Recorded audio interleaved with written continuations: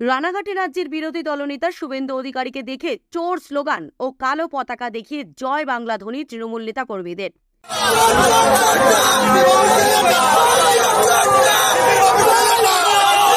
পাল্টা জবাব শুভেন্দু অধিকারীর।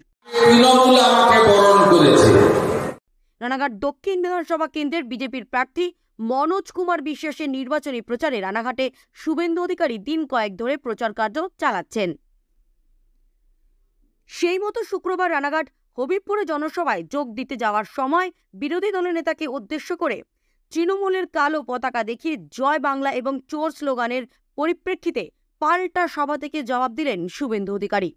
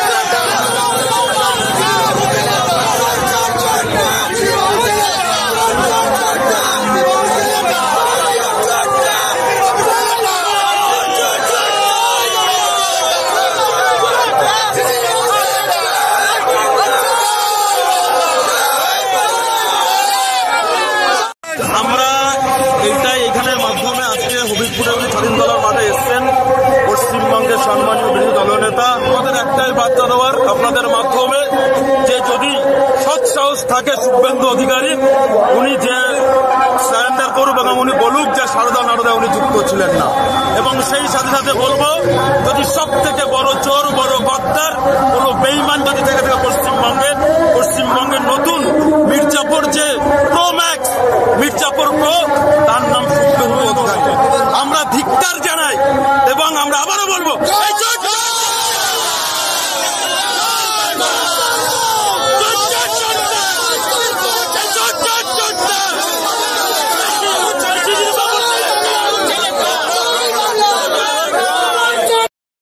আপনারা বিপুল সংখ্যায় সমবেত হয়েছেন। আপনারা আমাকে বিরোধী দলনেতাকে বিজেপির একজন কার্যকর্তাকে যেভাবে বরণ করেছেন তার আগে তৃণমূল আমাকে বরণ করেছে। আমি যখন এখানে আসছিলাম 50 মিটার দূরে তৃণমূলের 70-80 জন পতাকা নিয়ে সোল্লাসে আমাকে তারা স্বাগত জানিয়েছেন যাতে এখানে মুকুটমণির পরাজয়টা আমরা সুনিশ্চিত করতে পারি।